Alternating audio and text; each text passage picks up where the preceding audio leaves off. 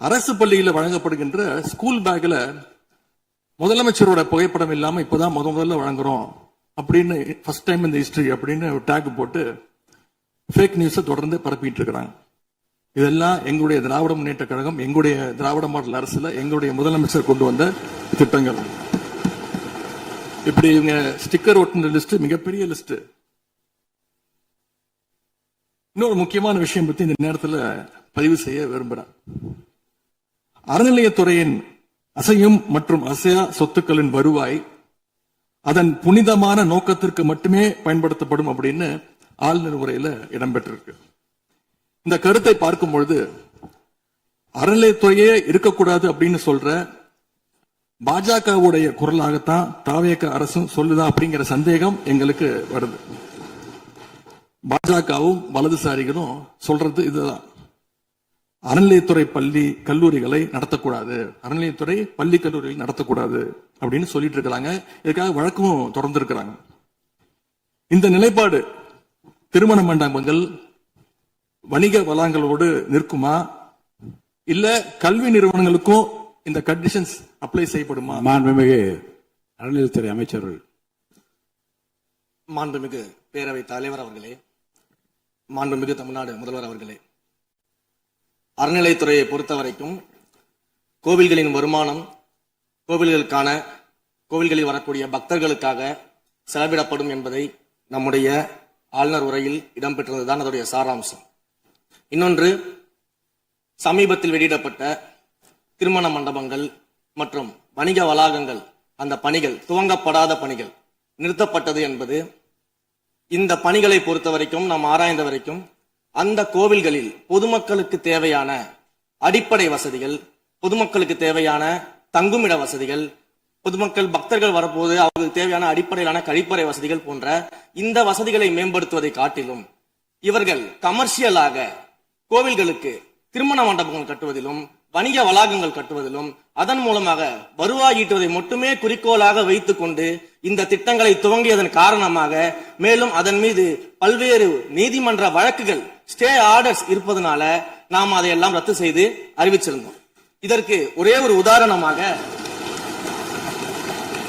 எந்த அளவிற்கு கோவில்களை கமர்ஷியலாக மாற்றுவதற்கு கடந்த ஆட்சி காலத்தில் முயற்சி செய்து கொண்டிருந்தார் என்பதற்காக ஒரே ஒரு சிறிய உதாரணத்தை மட்டும் சொல்லிடுறேன்.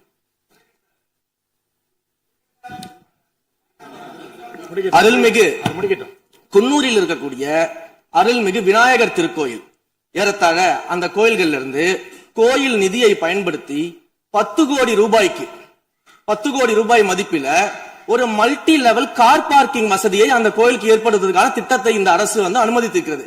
இதற்கு முன்னால் இருந்தக்கூடிய அமைச்சர் அவர்கள் அதை அறிவித்திருக்கிறாங்க.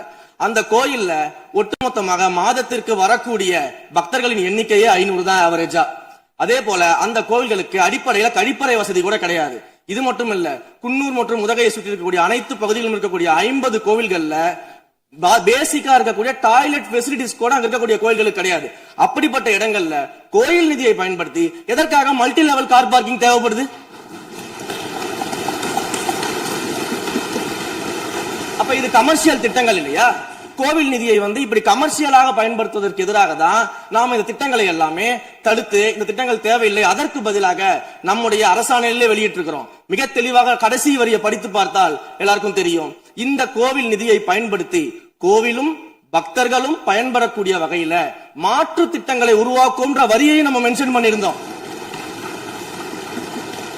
எந்த இடத்திலேயுமே மக்கள் பயன்படக்கூடிய கல்வி நிலையங்களையோ இல்ல இது போன்ற மருத்துவ வசதிகளையோ நாம செய்து தரமாட்டோம்னு சொல்லல. இன்னும் சொல்ல போனா கடந்த 5 ஆண்டுகள்ல ஒன்றிய அரசின் நிதி உதவியோடு பழனியில பாத்தீங்கன்னா ஒரு சித்த மருத்துவமனை கட்டுவதற்கான நிதி உதவியை ஒன்றிய அரசு தருவதற்கு தயாராக இருந்தது. ஆனா கடந்த ஆட்சியில அந்த திட்டத்தை அப்படியே கிடப்புல போட்டுட்டு கேட்டா ரெக்கரிங் செலவை எங்களால ஏத்துக்க முடியாது அப்படின்னு சொல்லி கிடப்புல போட்டு வச்சிருந்த இந்த திட்டத்தை நாம இன்றைக்கு கையில் எடுத்து அதை துவங்குவதற்கான ஆய்வில் இறங்கியிருக்கிறோம். அப்ப எந்த இடத்திலையுமே மக்கள் பயன்பெறக்கூடிய திட்டங்களை நாம தடுக்கவும் இல்ல, நாம யாருக்கும் பி டீமாக இருந்து வேலை செய்ய வேண்டிய அவசியமும் இல்ல. கோயில்களின் நிதியை ஒரு காலமும் கமர்ஷியலாக பயன்படுத்த வேண்டிய அவசியமும் மாண்புமிகு தமிழ்நாடு முதலமைச்சர் தலைமையிலான தமிழக வெற்றி கழகத்தின் ஆட்சிக்கு தேவையும் இல்லை. மாண்புமிகு உறுப்பினர் சேகர் பாபு. மாண்புமிகு பேரவைத் தலைவர் அவர்களே, இந்து சமய அறநிலைத்துறை கொடைகள் என்ற ஒரு சட்டம் இருக்கின்றது. அந்த சட்டத்தில் விதி 69 என்ற குறிப்பிடப்பட்டிருக்கின்ற அந்த பணிகள் சட்ட விதிகளுக்கு உட்பட்டு சட்டத்தின் 36 பிரிவிலிருந்து தான் இந்த பணிகள் மேற்கொள்ளப்பட்டன. குறிப்பாக ஏதோ அமைச்சரே முடிவு செய்து திருமண மண்டபங்களையும் வணிக வளாகங்களையும் ஏற்படுத்துவதற்கு உத்தரவிட்டதாக மாண்புமிகு அமைச்சர் அவர்கள் அவைக்கு உண்மைக்கு புறம்பான தகவலை தந்து கொண்டிருக்கின்றார். ஒவ்வொரு திட்டங்களும் அன்றைய காலகட்டத்தில் இருந்த சட்டப்பேரவை உறுப்பினர்களுடைய பரிந்துரையின் அடிப்படையில், சட்டப்பேரவை உறுப்பினர்கள் கேட்டுக்கொண்டதற்கு அடிப்படையில் தான் அனைத்து திட்டங்களும் அந்த காலகட்டங்களில் கொண்டு வரப்பட்டது. அதோடு மட்டுமல்ல, உறுப்பினர் அவர்கள் குறிப்பிட்டு கூறினார், குன்னூரிலே மல்டி லெவல் கார் பார்க்கிங் கொண்டு வரப்பட்டது என்று. அங்கே இருக்கின்ற 56 கோயில்களையும் நான் குன்னூரிலே 5 நாட்கள் ஊட்டியிலே முகாமிட்டு அனைத்து கோயில்களுக்கும் நேரடியாக சென்று ஆய்வு செய்தோம். அந்த ஆய்வின் அடிப்படையில் அந்த திருக்கோயில்களுக்கு வருகின்ற பக்தர்களுடைய அடிப்படை தேவைகளுக்கு வருமானத்தை உயர்த்துவதற்காக குன்னூருக்கு சுற்றுலாவுக்கு வருகின்ற மக்களுடைய வாகனங்கள் போதிய அளவிற்கு பார்க்கிங்களுக்கு இடமில்லாமல் தவிக்கின்ற சூழ்நிலையில் அங்கே மல்டி லெவல் பார்க்கிங் கொண்டு வந்தால் நகராட்சி பரிந்துரையின் அடிப்படையில் வருமானம் பெருகும். அந்த வருமானம் திருக்கோயில்களுடைய மேம்படுத்துகின்ற பணிகளுக்கு உதவும் என்பதற்காகத்தான் அந்த பணிகளை மேற்கொண்டோம் என்பதை மாண்புமிகு அமைச்சர் அவர்களுக்கு இப்போது யார் அறிவுறுத்தி, ஒரு நிமிஷம், யார் அறிவுறுத்தி இந்த அரசாணையை வெளியிட்டிருக்கின்றாரோ அவர்தான் அப்பொழுது ஆணையாளராக இருந்தபோது இதே அறிவுறுத்தின் பேரில் அரசாணையை வெளியிட்டிருக்கிறார் என்பதை பேரவைத் தலைவருக்கு, பேரவைத் தலைவர் வாயிலாக அமைச்சருக்கு தெரிவித்துக் கொள்கிறேன். மேலும் அவர் கூறுவதற்கு எனக்கு பாயிண்ட் ஆஃப் ஆர்டர்ல பதில் கூறுவதற்கு அனுமதிக்க வேண்டும். மாண்புமிகு பேரவைத் தலைவர் அவர்களே, குன்னூரில் இருக்கக்கூடிய அந்த விநாயகர் கோயிலுக்கு சொந்தமான இடத்துல மல்டி லெவல் கார் பார்க்கிங் அமைப்பதற்கு ஏற்கனவே அங்க இருக்கக்கூடிய நகராட்சி நிர்வாகம் ப்ரப்போசல் வழங்கிய போது அந்த நகராட்சி நிர்வாகத்திடம் நம்முடைய நிலத்தை குத்தகைக்கு கொடுத்து அதன் மூலமாக இருக்கக்கூடிய வருவாயை வைத்துக் கொண்டு நாம் முடிந்த வரையில் நம்முடைய கோயில்களுக்கு தேவையான அடிப்படை வசதிகளை நாம் செய்து கொடுக்கலாம்.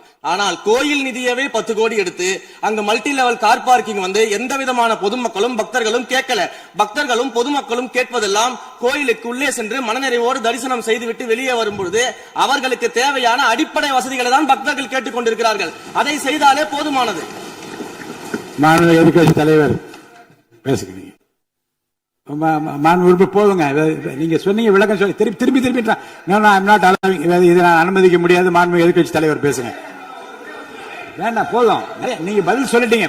பாருங்க, மல்டி லெவல் கார் பார்க்கிங் தேவைன்னு அவர் இல்லைன்னு சொன்னாரு, ஏன் போட்டு நீங்க சொல்லிட்டீங்க. அதோட விவாதம் முடிந்தது. மாண்பு எதிர்கட்சி தலைவர் பேசுங்க. நீங்க திரும்ப எதுக்கு பாயிண்ட் பாடுற? இனிமே எதிர்கட்சி தலைவர் பேசி முடிக்கிற வரைக்கும் குறுக்கீடுகள் அவசியம் இருந்தால் அனுமதிப்பேன், அனுமதிக்க முடியாது. எதிர்கட்சி தலைவர் பேசலாம். ஒரு குற்றச்சாட்டு இல்ல, அவர் விளக்கம் தான் சொன்னார். என்ன குற்றச்சாட்டு சொன்னாரு? அவர் விளக்கம் சொல்லிட்டாரு. மாண்பு எதிர்கட்சி தலைவர் நீங்க பேசலாம். இனி மாண்பு எதிர்கட்சி தலைவர் பேசி முடிக்கிற வரைக்கும் எந்த குறுக்கீடுகளுக்கும் நான் அனுமதிக்க முடியாது. அவசியம் ஏற்பட்டால் விதிகள் உட்பட்டு அனுமதிக்க வேண்டிய உரிமை எனக்கு இருக்கிறது. இப்போது மாண்பு எதிர்கட்சி தலைவர் பேசலாம்.